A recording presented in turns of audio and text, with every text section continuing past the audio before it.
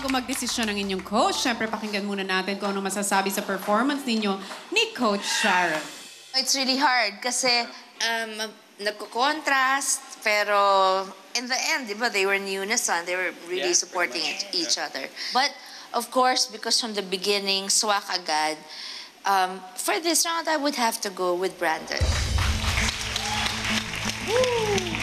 Yung character ng boses ni Brandon when he sings, it's kasama yan sa, I guess, yung sa size mo rin, no? It's just a natural thing, no? And then, pag sisabi nga ng timing, Franz, kan umpisa, alam ko di ba, may nahirapan ka, there's timing issues at initially.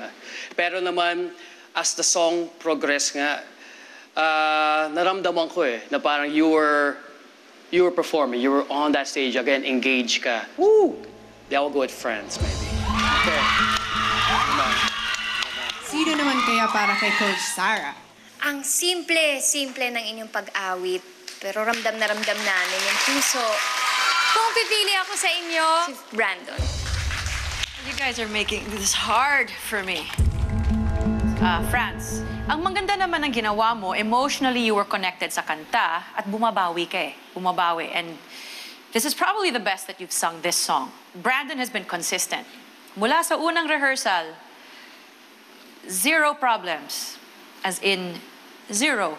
Emotionally lang, may pagkamahiyain din siya So it's trying to get that out of you. That was the challenge with you. This is gonna be tough.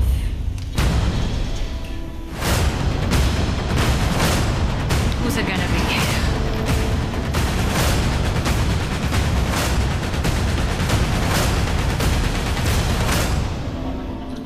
Brandon. Congratulations, Brandon. We will see you in the knockout rounds.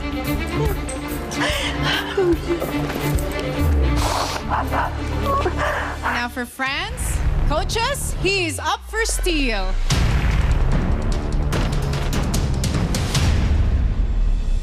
Coach Leah, I just want to say that I still love you, Coach. An exceptional young man.